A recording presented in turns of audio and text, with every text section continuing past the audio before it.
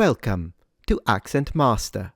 Today we're diving into pasta. So how do you pronounce this specific type of Italian pasta, characterized by its long, flat, ribbon-like shape, traditionally made from egg and flour? Okay, so this is pronounced tagliatelle, tagliatelle,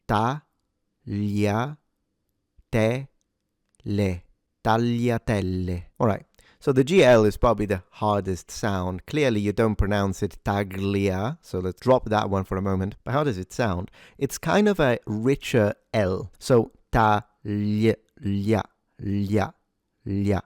Now if this sound is difficult for you, then do keep in mind that there is a second possible pronunciation used in Italy, specifically in the south. So in southern Italy, this l sound that is typical of standard Italian is simplified into a Y. So a lot of Italians do pronounce it tagliatelle. This will make you sound southern, but it's still perfectly understandable. Now, given if you are a native speaker of Italian and you're just working on your diction for proper pronunciation, then you should not use the y simplified sound and instead go for the l, unless you actually like that. So, tagliatelle, tagliatelle. And this word comes from the Italian verb tagliare, which means to cut.